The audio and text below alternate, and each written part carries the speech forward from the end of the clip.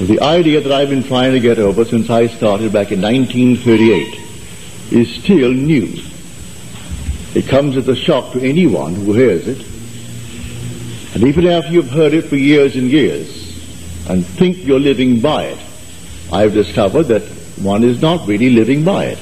And it is that imagining creates reality. I say this because I identify imagining with God in action. To me, man is all imagination, and God is man, and exists in us and we in him. The eternal body of man is the imagination, and that is God himself. If by God I mean the creator of the universe, the maker and the master of the whole vast universe, and I identify that creator with the human imagination, then man should be more careful as to what he is imagining. So I can give lip service to the statement, imagining creates reality. And yet if I'm observant in the course of a day, if I observe what I'm imagining, I would find unnumbered moments in my life, in 124 hours, or rather, the waking 18, where I am imagining things I do not wish to experience. If I really believed that imagining creates reality, I would be more careful, more concerned about what I am imagining. So I will give it lip service and say imagining creates reality, and go blindly on imagining anything other than what I want to create, beginning with the morning paper and reacting to things that you do not know, whether they be true. They could be planted by some press agent, planted by some lobbyist you do not know. And here we react as we read, and then we go through the life in just 24 hours and find that most of the 24 hours we spend imagining what we do not wish to experience. If man would only look upon the world as a world of appearance, behind which the reality of imagining lay, he would find the truth. He would find God. Now there's a story told in the 17th chapter of the book of Acts. Now it's a story. Whether it was historically true or not, it doesn't really matter. It is said that the men of Athens spent all day in the marketplace looking for a new idea, either telling one or hearing one. Then came upon the scene one called Paul, and they wondered, what has this babbler to say? What is his new idea? And he told them the idea of Jesus and the resurrection. And we are told the Epicureans and the Stoic philosophers mocked him and scoffed at him. Others said, we will hear more about this later. And he said to them, and this is all ironical, if you read it carefully, he said, O men of Athens, I see in every way you are very religious. For as I passed by, I observed the objects of your worship. Now, right away, that's irony.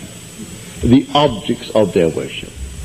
Then he said, I noticed this inscription over an altar, to an unknown God. What you therefore worship, unknown, I declare to you. Then he tells them of the only God, the God that created everything. And he's not a God afar off. He is indwelling. He is within every single being in the world, the God of the universe. Not made with hands. You wouldn't find him in a temple, in a church, in a cathedral, or the little objects of your worship that you make of man with your own hands and then worship him and call him Apollo. But here the God that I speak of is within everyone. That's the God of whom I speak. That's the God that raises from the dead. Well, they laughed and they mocked him. Then we are told he went on from Athens to Corinth. What he performed there, no one knows. Whether Athens ever took him up, because they were the wise men. They were called the very learned men of the day. We have them today too. They scoff at anything that is not part of their great voluminous works. But I'm telling you, if, as Paul said to the Athenians, if you would only feel after him, you would find him. If you would feel after him, you would find him. He is buried in every child in the world, this universal being, and yet one. Billions of us, and yet only one Lord. And that one Lord, in his fullness, is buried in you, individually. And when you awaken, you are he. So tonight, take a go. Make it a lovely go. Either for yourself or for another. For any time that you exercise your imagination lovingly on behalf of another, you're mediating God to that other. So, bring a friend before your mind's eye. Represent him to yourself as the man or the woman that you would like them to be. And don't tell them, ask for no praise, just assume that they're talking to you and telling you the most marvelous news about themselves. And you congratulate them on that good news. And go your own way. Believe in the reality of that imaginal act. It may happen tomorrow. It may happen the day after, or a week later, or a month later. It has its own appointed hour, and it is ripening, and it's going to flower. So don't be concerned. Leave it alone. And it will come to pass. So this is what I mean by feeling is the secret. I catch the mood, the feeling that would be mine if I were what I want to be. I don't have to touch something. I can if I want to. But it's the mood I'm speaking of. What would the feeling be like if she were well? If she were this? And then you catch it, just as though it is true. You always go to the end, and the end is where you begin.